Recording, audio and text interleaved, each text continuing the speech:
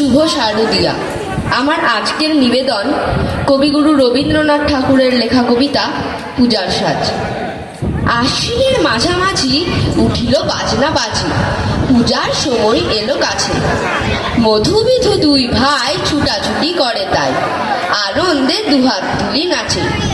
পিতা বসেছিল দ্বারে, দুজনে শুধালো তারে, কি পোশাক আনিয়াছ কিনে? পিতা কহে, আছে আছে তোদের মায়ের কাছে, দেখিতে পাইবি ঠিক দিনে। সবুর সহে না আর, জননীরে বারবার কহে, মা গো ধরি তোর পায়ে, বাবা আমাদের তরে কি কিনে এনেছে ঘরে, একবার দিন আমা দেখায়। ব্যস্ত দেখি হাসিয়া মা, দুখানি ছিটের জামা দেখাইল করিয়া আদর। মধু কহে, আর নেই? মা কহিল, আছে এই এক জোড়া ধুতি ও চাদর।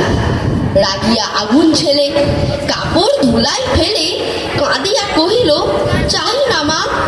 রায়বাবুদের গুপি, পেয়েছে জড়ি টুপি, ফুল কাটা শাটিনের জামা। মা কহিল, মধু ছি ছি, কেন কাঁদো মিছামিছি, গরিব যে তোমাদের বাপ। এবার হয়নি ধান, কত গেছে লোকসান, পেয়েছেন কত দুঃখ তাপ। তবু দেখো বহু ক্লেশে তোমাদের ভালোবেসে সাধ্য মতন এনেছেন কিনে। সে জিনিস অনাদরে ফেলিলি ধুলির পরে, এই শিক্ষা হলো এতদিনে। বিধু বলে, এই কাপড় পছন্দ হয়েছে মোর, এই জামা পরাস আমারে। মধু শুনে আরো রেগে ঘর ছেড়ে দ্রুত বেগে গেল রায়বাবুদের দ্বারে।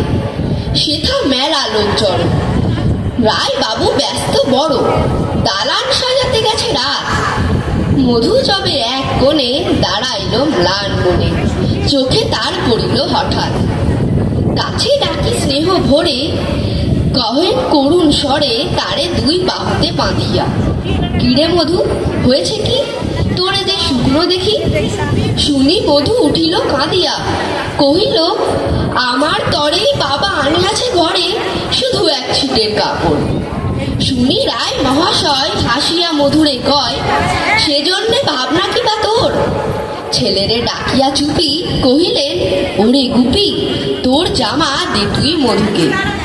গুপির সে জামা পেয়ে মধু ঘরে যাই ধে, হাসি আর নাহি ধরে মুখে। বুক ফুলাইয়া চলে, সবারে ডাকিয়া বলে, দেখো কাকা, দেখো যে মামা, ওই আমাদের বিধু ছিট পড়িয়াছে শুধু, মোর গায়ে শাটিনের জামা। মা শুনি কহেন আসি, লাজে অশ্রু জলে ভাসি, কপালে করিয়া করা ঘাত।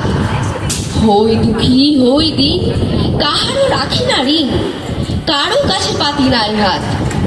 তুমি আমাদেরই ছেলে, ভিক্ষালয়ে অবহেলে অহংকার করো ধে ধে। ছেঁড়া ধুতি আপনার, ঢের বেশি দাম তার, ভিক্ষা করা শাটিনের চেয়ে।